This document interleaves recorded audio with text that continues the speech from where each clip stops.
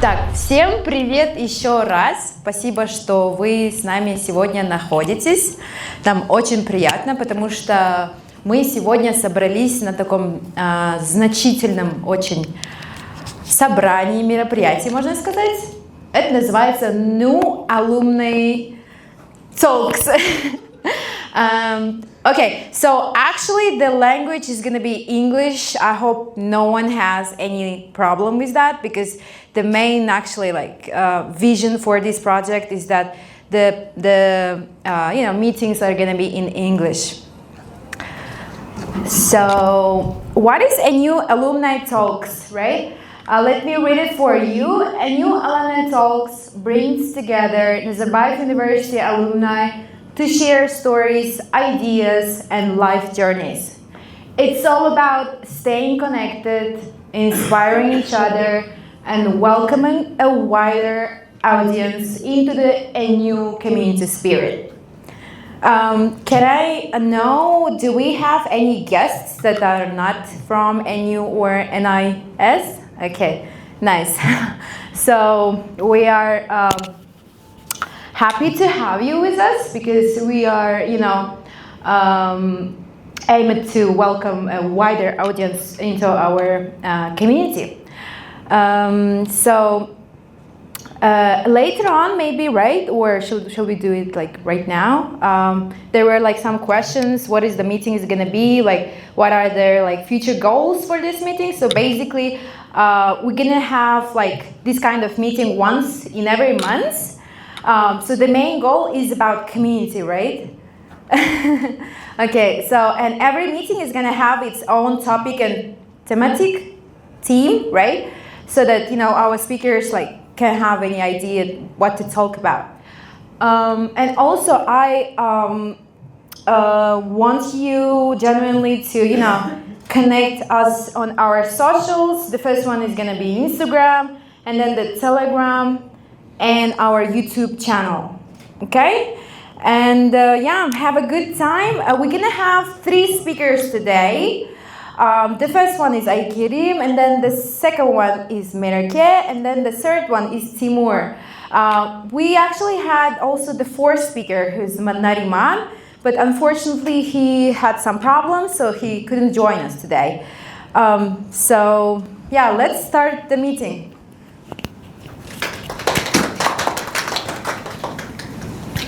Hello everyone, and nice to meet you all. My name is Aigerim, and I'm a class of 2017 computer science major, like a NU alumna. So today I'm gonna talk about the topic of today's talk is turning points. So I'm gonna share some of the turning points throughout my career that I had. And can we have the presentation, please? And some of the lessons that I've learned. Actually, the lessons are, I think those are maybe a bit like reminders for myself as well. Sometimes I get to have those, I have to be reminded that, oh, this is very important to me, throughout my career as well. So essentially, I think mostly I had pretty straightforward career. So I did my bachelor's at NU as a computer science student, then I did my master's in the UK, also as a computer science student. So I always knew I'd probably work in the IT field. I thought I would probably start out as a software engineer and then pursue a career either as a software architect. That was one of the paths that I had in mind. And then the other path was maybe a little managerial, but I didn't really think much about it. At first I started out in one company as a Java backend developer. Then I moved to another company for a higher salary, a better project, and so on. So it was all going smooth and fine. Then at some point, I think I worked for about 3 years, in general, and I was offered a role as an engineering manager. Essentially, it's like a team leading role. You have to still write a code, but you still manage a group of other software engineers. And then, unfortunately, it was an experimental role. So it was merged with another role called product manager. And then I was offered to be a product owner, but I declined it at that point. And then I went back to being just a software engineer, again. I kind of felt like, well, it seems like, because like it was all going smooth and there were some challenges on the way, going back to the same role felt like probably I'll get bored at some point. And then also I had like some of the tasks that seemed challenging at first, like it was a bigger company with around, let me give you a bit of a background. So it was like a sales automation company called UMAG. I don't know if you heard about it, probably you have heard of Zapis, essentially like Zapis KZ. And they had the same like company called Han Group. And there were around 9,000 stores around Kazakhstan and like Uzbekistan and Kyrgyzstan that they were supporting at the time. So it was like a pretty big company. And so there were certain challenges as I joined the company, but at this point I felt like I've tried it all. Well, it seems like anyways. So I think for about half a year or so, I was kind of thinking whether I should switch careers, but it seemed like other companies would probably have the same kind of a workload. So essentially, I did go to several interviews, and there were like, this is like a shop, and then if you go somewhere else, it's going to be another kind of a shop. Essentially, like probably if you go to companies which sell products, they could be like just regular products or maybe like tickets and so on, but it seemed like the same to me. So I took the challenge and decided to do the product owner role anyways. But because I was already in this company for about 3 years at that point, I thought I would have to move careers. So I worked as a product owner for 2 more months, and then I quit. And now I could think like what to do, because I just wanted to start something new at the same time, and it also felt like I could go back to doing something else in development, because like I still liked the whole thing. So I just decided to go back to the roots, just thought of what I liked during the university years, and I remembered that there was something like called, like, I don't know if you've heard about, like Hadoop MapReduce kind of a task that we did at the university. So I thought, oh, that one was interesting. Let me see what kind of a role that is. Apparently, it was called data engineering. So I was like, okay, let me try this one. So I applied to like 2 companies, and eventually they gave like some kind of a homework. It was like, while at first I worked with Java, this one was like in Python, like a different programming language, so it had its own challenges. And they accepted me to a junior role. So I used to be like around a senior in my previous job, and here I was like going back to being a junior again. But so that's where like the first lesson came. Can we switch to the next slide? It's like, know your value and ask for what you're worth. I knew that I was like a quick learner. That was like a point for me. So I also didn't want to go back to a lower salary just because I was going to be like a junior.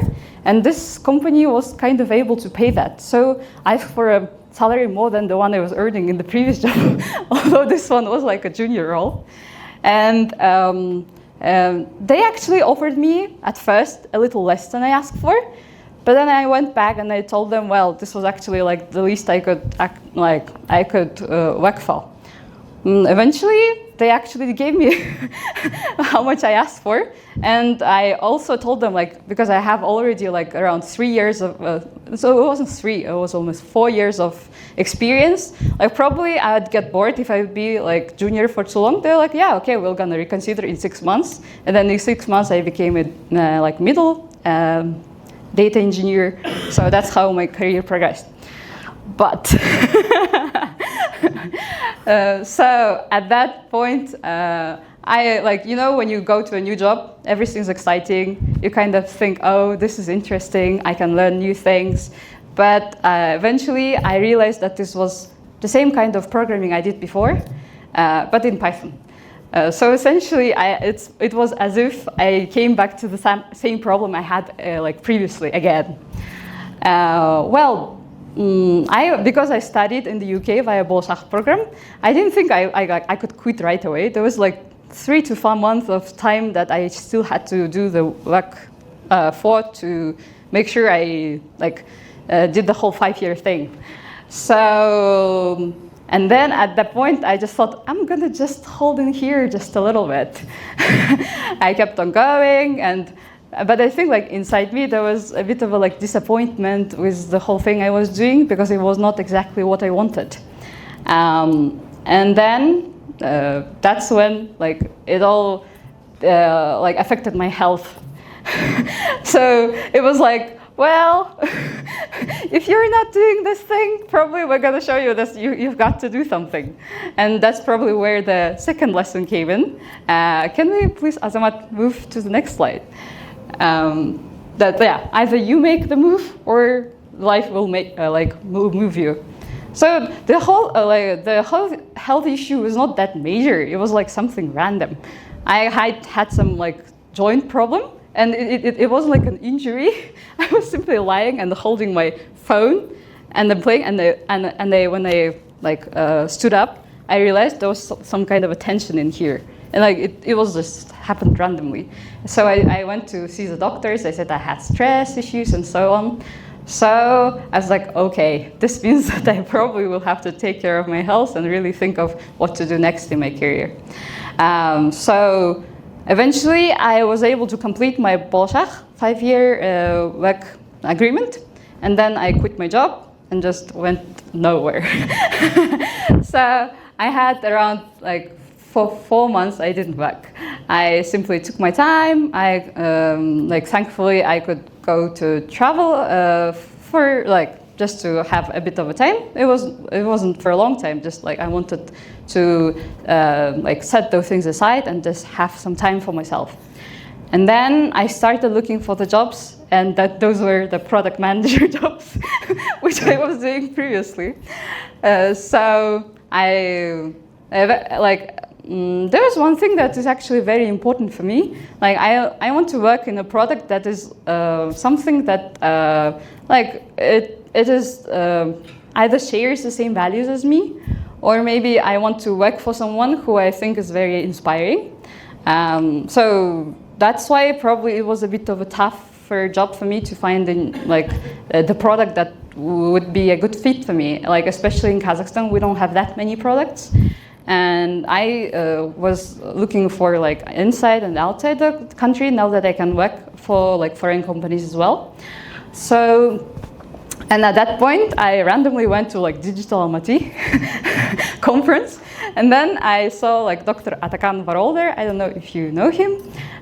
So he just asked what I was doing, so I just told him, and he was well, actually, we have one project, probably I can ask you to come in for that. I didn't actually take a note on it. I just thought that was something random and said yes, okay.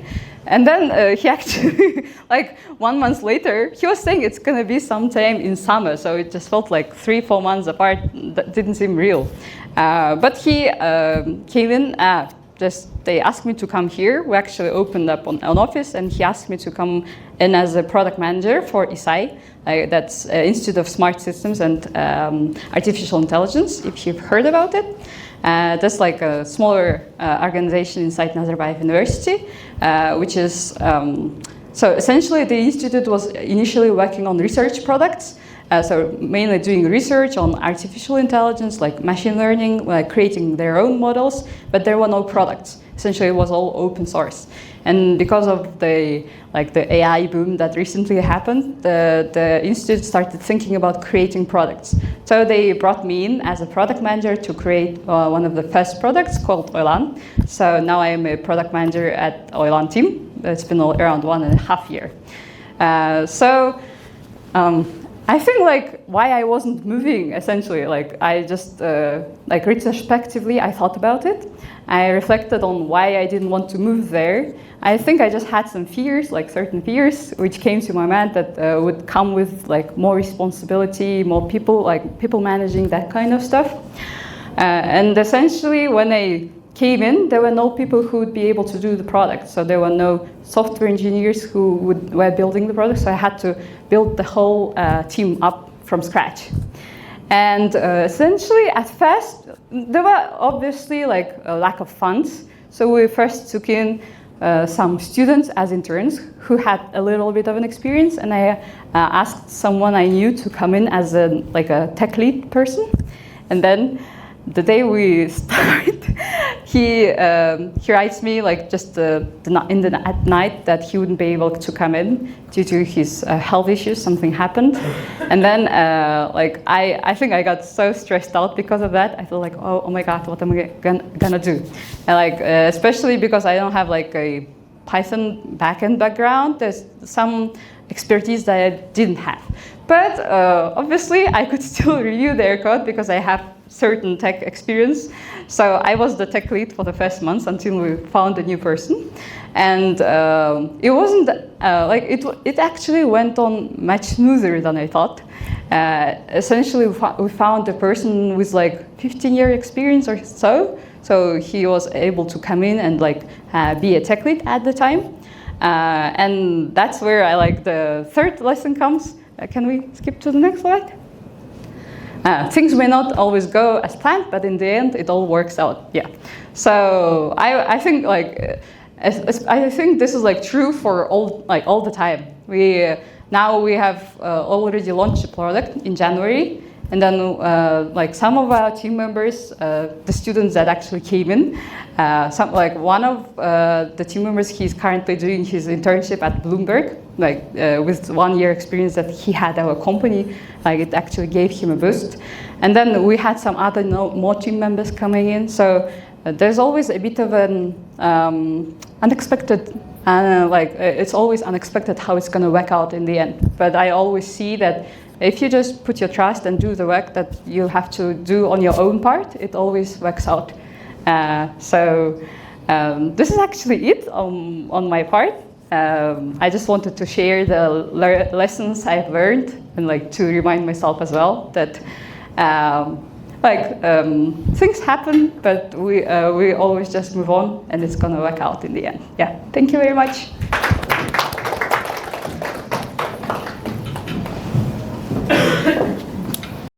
Okay, welcome to our meeting new guests. I see new guests, and then I also see alumni. I'm so happy to see you guys. So let me introduce the second speaker, Mereke. Please come to the stage. She's the alumni from master's degree. Hello everyone, my name is Mereke and I'm the alumni of the year 2020 Master's in Computer Science.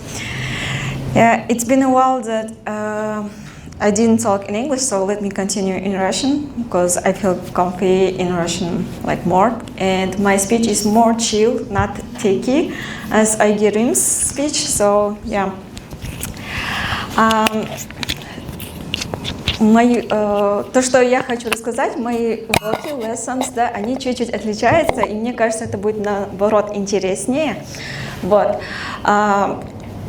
В жизни кажется, что мы всегда стараемся планировать что-то, да, и чтобы достичь каких-то высоких целей, нам надо, не знаю, построить план, стратегию и задать себе вопрос, кем мы себя видим через 5 лет, через 10 лет. Но в моей жизни самые такие turning points были совершенно неожиданно, случайно. И я хочу рассказать о 3 историях таких. Это первое поступление в КТЛ. Я училась сама в простой школе. Второе это поступление как раз таки на Назарбаев университет. И третье неожиданно в Бачата. Вот. Да. Первое, когда я поступила в КТЛ, я вообще не знала, что есть такая школа. И я даже не думала поступать. И было такое, что подруги сказали: вот мы готовимся, давай вместе с нами будешь сдавать. Я сдала документы в последний день. Экзамен должен был быть утром, я вечером пришла, сдала документы. И, к удивлению, прошла только я. Вот. И в КТЛ я научилась как раз-таки учиться, да, ставить себе цели. Там был очень такой крутой комьюнити, где все девушки, лидеры и старосты своих бывших классов, мы пришли, научились держать планку.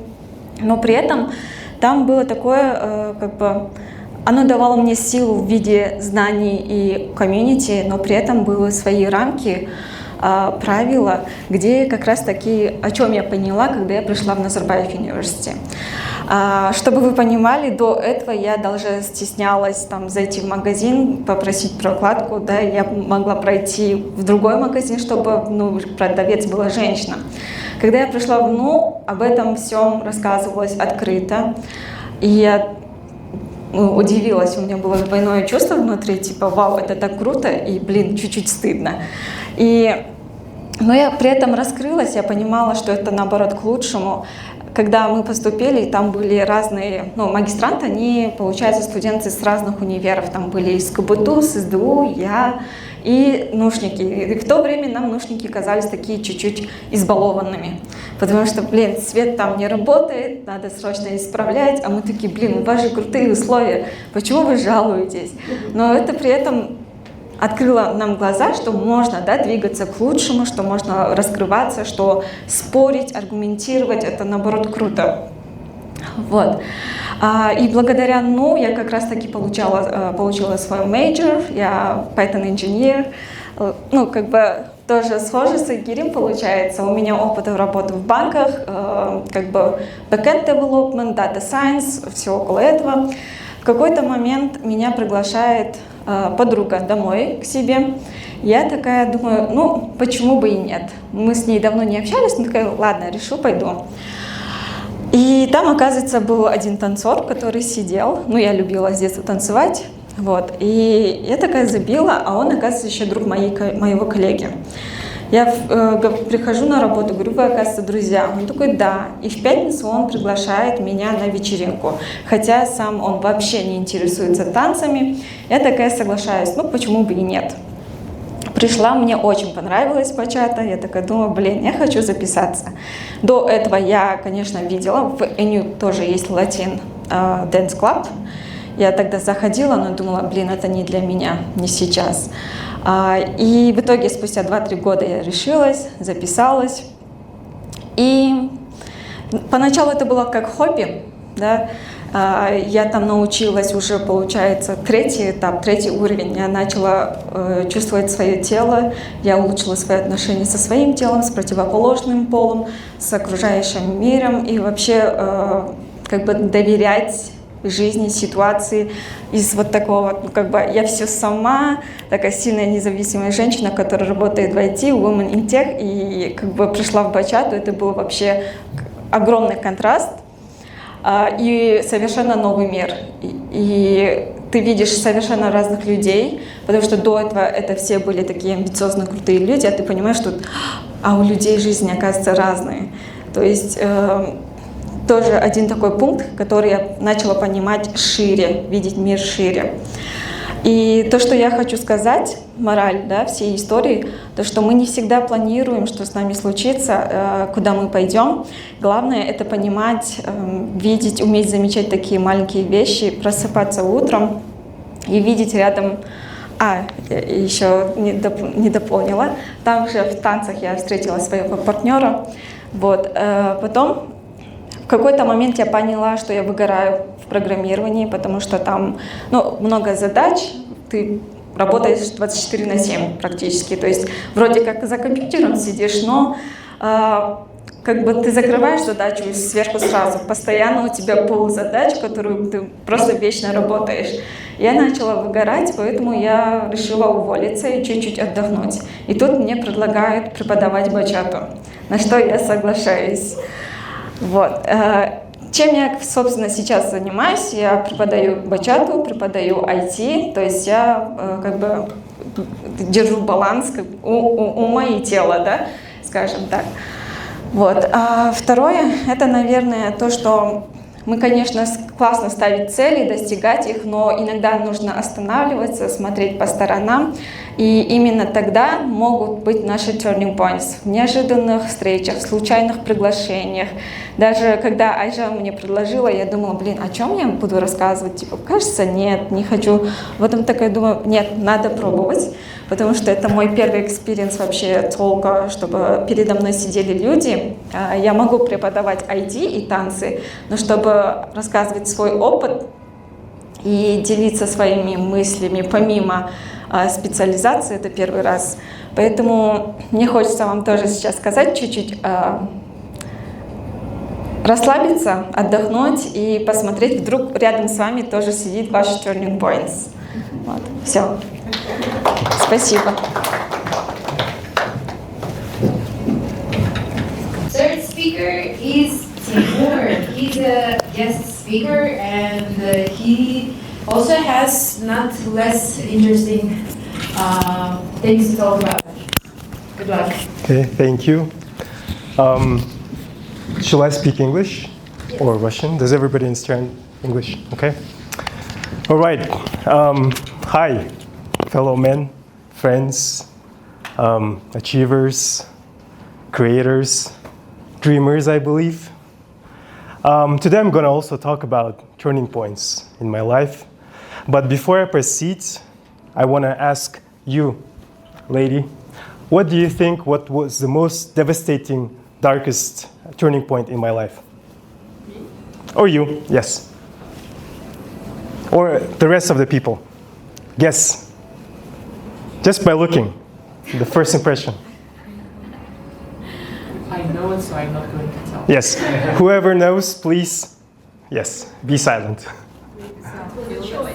Illness, okay. Anyone? Breakup. Breakup, okay. Fair enough. Else? Then began a life. Yeah, partially. So, bankruptcy, yes. Possibly, yes. Any guesses? No? Living abroad? Living abroad, yes. True. Come on, guys. Be active. No? Okay. Yes, men speaking there. And divorce, actually. So, okay. Close, but not exactly. So, the craziest turning point is, imagine, 27-hour flight from San Francisco to Almaty with a 3-hour stop in Seoul. 27 hours. And for some people, it might be a nightmare. For me, too. And I had this a lot of times. And also at that time, I was sitting in the middle row. And there were two giants behind, on each side. And I couldn't even put my elbows, who also has this problem. I always like to sit near the passing lane. But that wasn't the only thing, the crazy thing. Those two guys, they were agents, FBI agents. Why FBI agents? Because I was on Interpol's international warrant list. Why was I on Interpol's list? Because of the multi-million corporate fraud that I've done a few years earlier. Okay, but before you judge me, don't judge me, please. I'm a nice guy. I'm not a villain. I'm not a criminal. I think I'm a good guy. I hope so. I believe so. And I had actually a lot of nice and bright turning points and events in my life. I'm a smart kid. I used to be, at least. When I was in high school, I won a scholarship. I was on a program. I studied 1 year in US, and later on I got my bachelor's degree and my master's degree in a European university with honors, by the way. And I even got a personal handshake with Mr. George Soros. Do you know this guy? Hey, how many of you can say that? I'm just joking, I'm just playing. Okay, so after graduation, I come back to Almaty, and I feel hunger for success, for more turning points. So I start my career, I work, and then that's not enough for me. So I I co-found a company at 23. And in a few months, I landed the first research project. I still remember that day. I was so happy and so thrilled to have this project. I felt like, that's it. That's the momentum. It happened. And then I went to a corporate world, and I made a choice. I put the money above all. So by 26, I became a millionaire. I earned a few $1 million. And again, I wasn't so happy as it was like the first time, but I thought I made it. I thought I had it. But you know, to be honest, when you put money above all, when you measure your life by money, it's not a good thing. And let me tell you, this hunger, it would keep growing, growing, growing. And eventually it consumed me. So what do you think? Karma got me eventually. Yes. And it got me when I was in California. The corporation I used to work in sued me. And I spent 2 years fighting with them. I spent all my money on the lawyers. And I lost everything, basically. I lost my money, my house, my family, and I lost my freedom. So I spent 6 months in a Californian jail under detention. And then we're going back to that 27-hour flight. So 2 agents are sitting. You know, it can sound like a nightmare, but at that time it was the sweetest 27 hours before this abyss, before the catastrophe. Okay? I knew that something is going to happen in Almaty, Kazakhstan.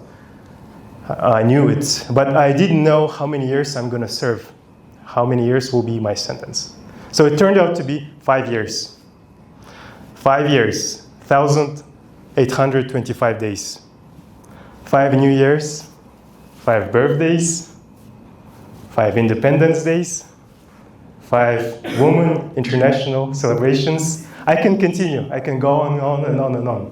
Okay, but I'm not going to dwell on this too. It's not the point today. I got out of the jail after 5 years, and I had to start over. I had nothing, not even clothes. Can you imagine that? So I worked hard, and after a few months, I was able to get an offer from an American company. Yes. And I was happy, but paradoxically, on the day of promotion to the next level, they found out about my past. Yes. So my contract got canceled. I felt lost, to be honest. I felt terrible. I felt invisible. And I felt like my past is chasing my present, like it's trying to ruin my present. So a few days later, I'm jogging in a meadow.